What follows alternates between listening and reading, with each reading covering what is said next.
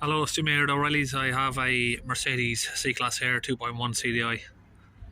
So this vehicle's got the engine management light on and it's in limp mode. Okay, looking at the live data, we've got fill level of the DPF, 400% there. So I'll just start the vehicle up, have it running, give it a few revs up and down. So we have got movement on the back exhaust back pressure sensor. I'm not sure why, but that's giving us a fault code.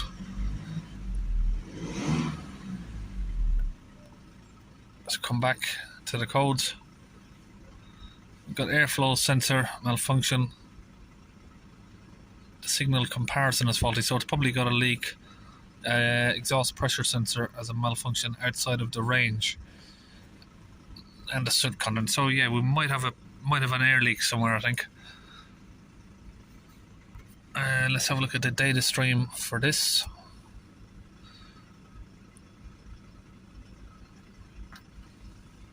.3 bar, which should be 30 millibars. Yep, so that DPF is blocked. Let's give it a rev up.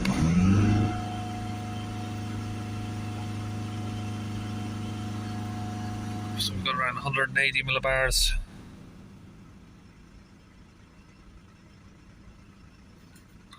Right, let's have a look under the bonnet. So we take off that pipe, pull it up in that direction. Okay, now we're going to take off the air box, so we're going to open the inlet pipe here, 7mm. We can pull that forward and remove the, well, that's probably why that was given a fault there. I don't know if you noticed that, but that wasn't plugged in. Your airflow meter wasn't plugged in properly. Yeah, so it's only sitting there like that. I didn't even have to get that out, so yeah, that's probably why you're getting a fault on that. It would have been coming loose at some point. Maybe it was making temp connection and then it wasn't, so it wasn't plugged in properly. So we'll move that back a little bit. Then we're going to have to remove the ECU here. So we've got a couple of these bolts to get off. So I think they should be, around about a 10. And we'll just get an electric ratchet to buzz that out.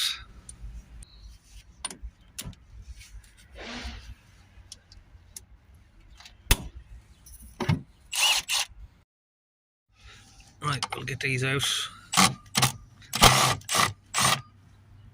So all of these little cables here, you literally just give them a hard pull and they pull up, and then you can flip over the whole ECU unit and just rest it over there.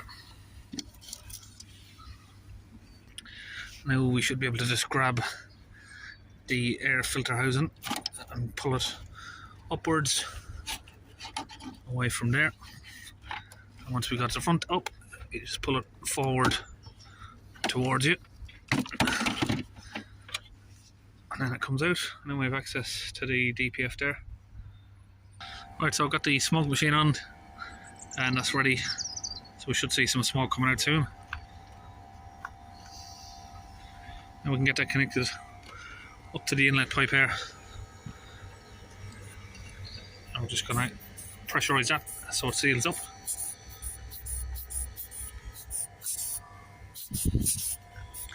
That just inflates that bladder bag so it seals it up, and we'll give it a few minutes. But already there I can see that there's some sort of leak come from this area. You can see that it's all sort of sooty and wet there. Usually these intercooler hose pipes down the bottom, each side, they split, but these ones do look nice and dry, so it doesn't look like they're leaking. Only thing that looks like it's been leaking is around the inlet of the turbo there. Okay, we have smoke here. Yeah, inlet manifold's cracked. For definite, I'd say, yeah, almost for sure the inlet manifold's definitely cracked. Got oil everywhere down there, and the smoke is making its way along there.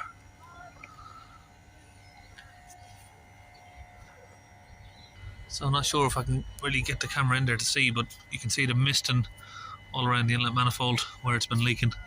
So I mean, it's either the gasket on the inlet manifold or the inlet manifold's cracked. They do crack, they're a plastic inlet manifold, and they are known for cracking, so it's going to have to come off either way.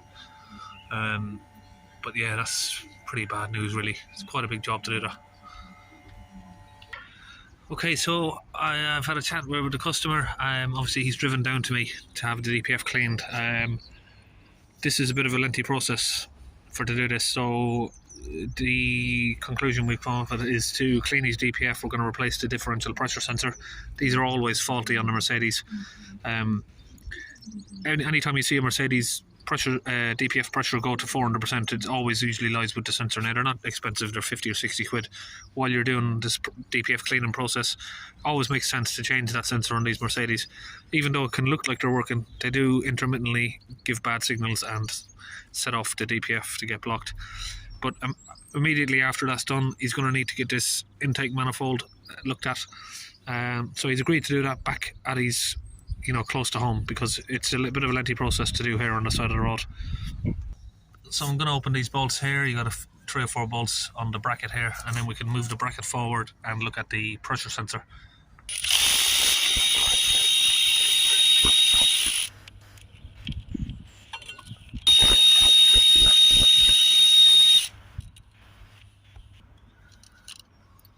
So I'm just going to pull out that sensor, tuck it over the back of the bracket there, and then we have access down here to the DPF pressure sensor. So then we've got another little bolt here just to open that off.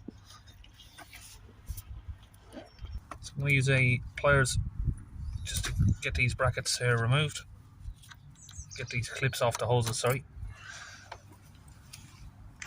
So we've got a new sensor here to go in from Mercedes.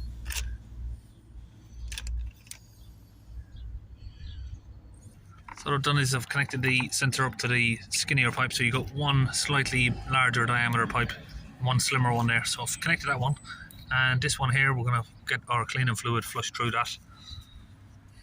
Okay, so we've got our fluid here ready to go in. We put a little bit of mix of water in there, and we're going to fill the rest of it up with this fluid here, Launch DPF cleaner.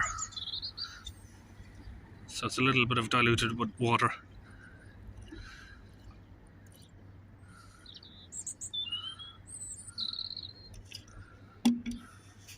So we connect up our gun there. This has got a metallic cone on the end of it, so we can shove it down in the pressure sensor hole, and then we can just go ahead and get the fluid squeezed in. So the battery's flat on the compressor there. We'll just have to swap it over and we'll put that one back on charge. That's it, we're ready to go.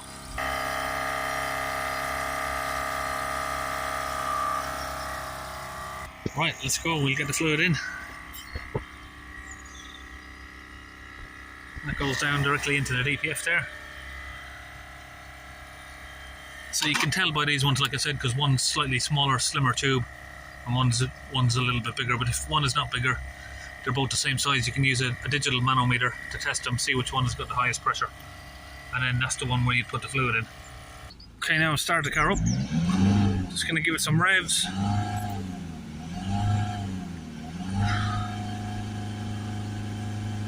I'll hold it there for around about a minute.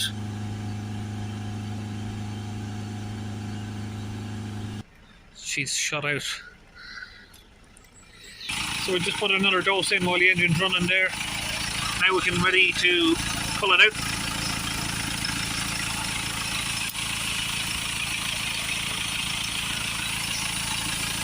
We'll just let that idle for a minute until that clears away.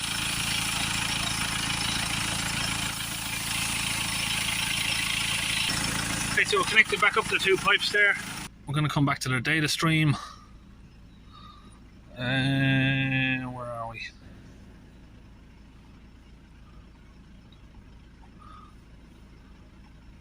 So we're going to have keep an eye on the DPF pressure here.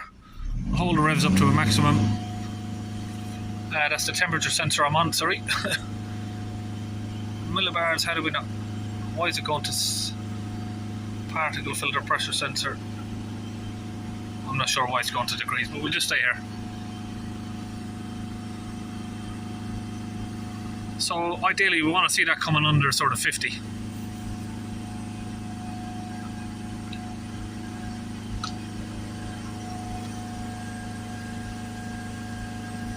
And then on idle we'd like to see it sit ideally around about 5, but under 10 millibars on idle, and under 60 is fine on revs, but if we can get it a little bit lower, all the better.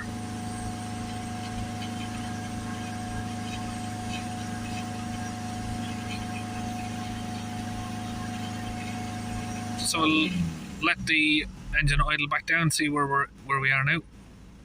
So we're down to 0 millibars. Accelerate it back up again.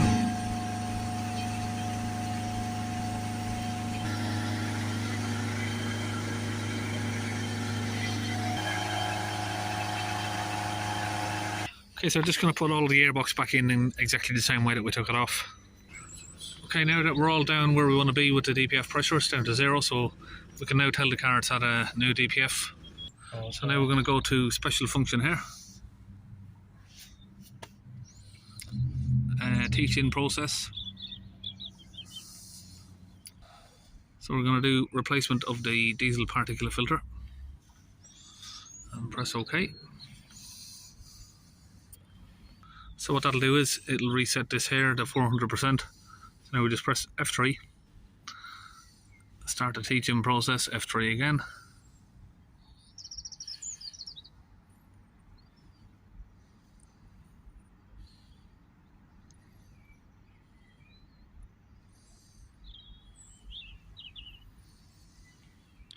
So that's done successfully.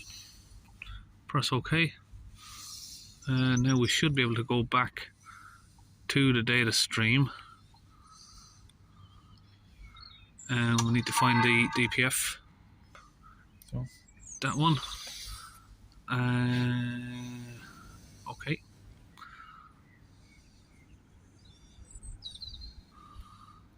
Fill level of the particle filter now is 0%. So we've got 0 pressure. Once you've got 0 pressure, then you can reset the fill level back to 0%. Now we're going to clear the fault codes.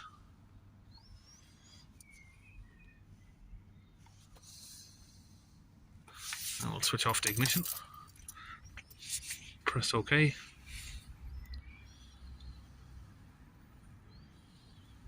When that's done, we can switch the ignition back on.